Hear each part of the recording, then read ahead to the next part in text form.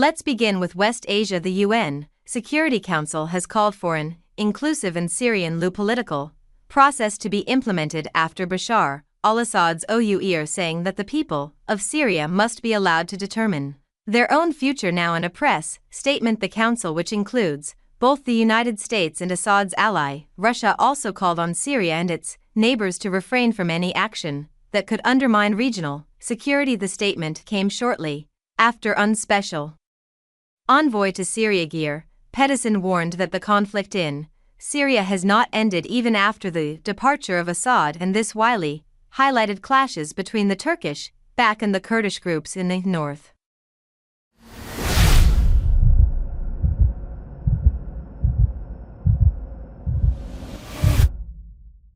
The first major challenge is, of course, that the conflict has not ended. Yes, we are seeing a Syria that is stable, at present in many parts. Many in Damascus tells me that the law and order improved significantly after 2 initial days of instability, but stability can be fragile in many parts of Syria.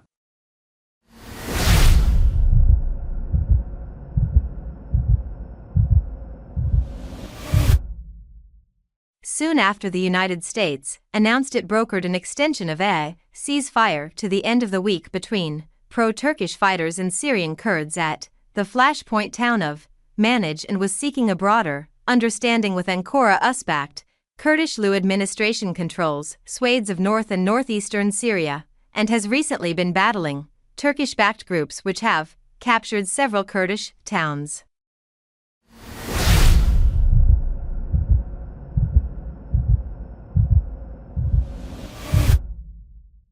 And we will obviously look to see that ceasefire extended as far as possible into the future, and it came about through our ongoing diplomatic work with the SDF and with the government of Turkey. The initial ceasefire that was reached last week was brokered through our diplomatic engagements, and not just here at the State Department, but obviously we have coalition forces that operate inside Syria that have long-standing deconfliction mechanisms, and working with the government of Turkey and working with the SNA to try to make sure that forces, including U.S. forces, aren't put at risk.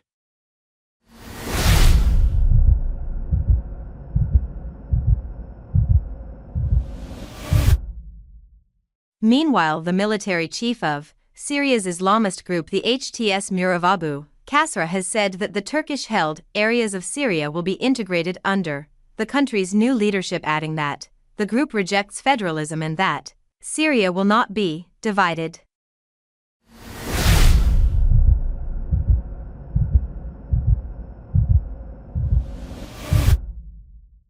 Regarding the area controlled by the SDF, God willing, it will be integrated under the country's new administration.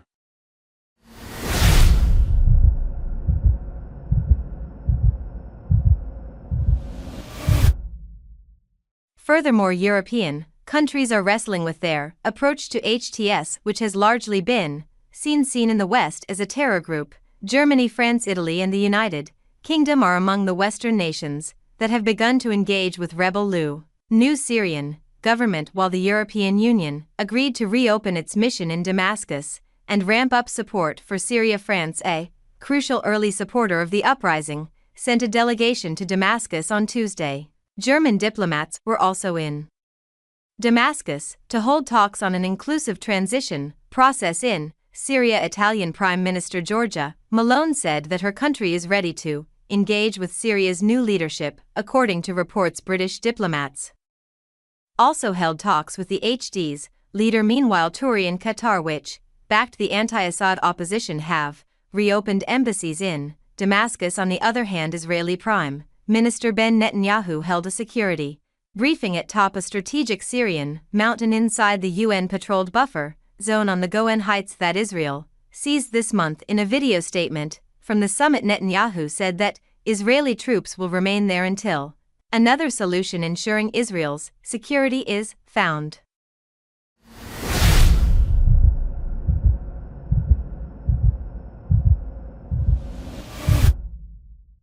We are here to assess the situation in order to decide on Israel's deployment in this important location, until another arrangement is found that guarantees Israel's security.